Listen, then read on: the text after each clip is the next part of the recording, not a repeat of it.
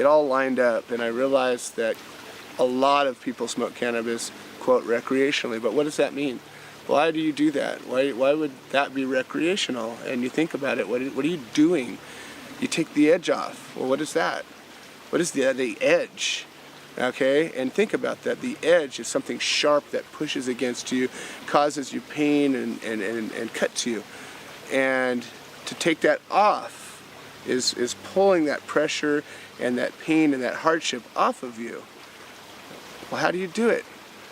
You take something into your body that allows your body to relax and allows those pressures of life, those things that stick to you, those you could call them psychic attacks, or you could call them anger, you could call them, road rage, or the noise, or the kids, or whatever it is, those things that are constantly pelting you, and it just sort of puts a buffer, puts a little blanket between you and it makes it not hurt, not bother, and it allows you to relax. Well, what happens when you relax? Well, your body can heal, You sit in a jacuzzi, why? So you can relax. You get a massage, why? So you can relax. Those are all therapeutic treatments. You sit in a bathtub with candles and the darkness, why? To relax, to heal, to feel better.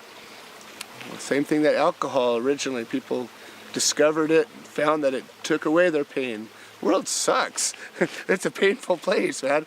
You get hungry and cold and thirsty and hurt and sick, and people are mad at you all the time, and man, anything that can take that and make it not hurt so much and not be so traumatic and painful is a healing thing. And pharmaceutical companies have come up with all kinds of fancy ways to do that as well, and they make a lot of money at it, and they don't make any money at this plant. And so it seems that it's been a natural source of self-medication for a lot of people. I believe that anything that enhances your quality of life and takes away pain and suffering is a good medicine. And the same as aspirin or any kind of antidepressant or any kind of anti-anxiety or sleep aid would do nothing more than just take away that.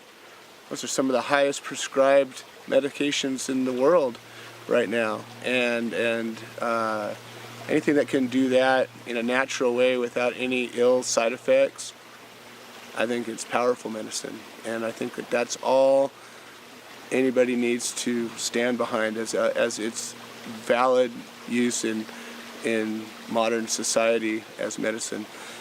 I agree, and I've come to learn all of the amazing ways that it can also help all sorts of horrible ailments, from cancers to MS to autism to anorexia. I mean, you name it. There's applications, and I've heard all kinds of miracle stories, and I've witnessed it firsthand, and I've seen people get off of opiates, and I've seen people wean themselves from antipsychotics and all kinds of powerful medicines that give people addiction and cause all kinds of liver problems and all sorts of negative effects. And I've seen people reduce their need or eliminate it entirely because of cannabis.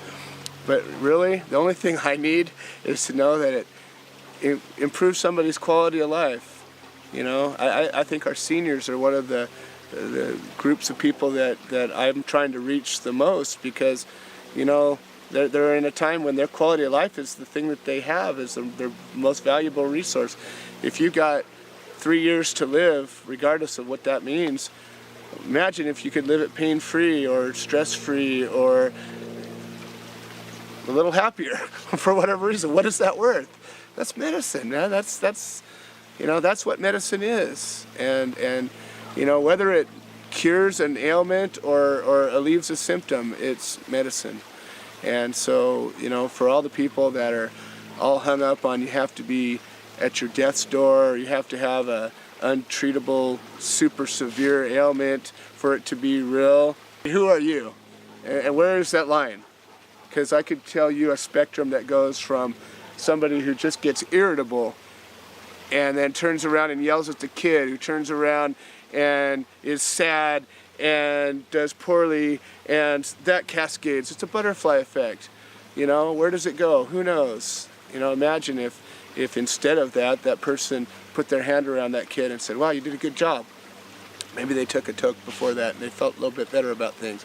And that kid in turn came to school in a happy way and did something good and changed the world.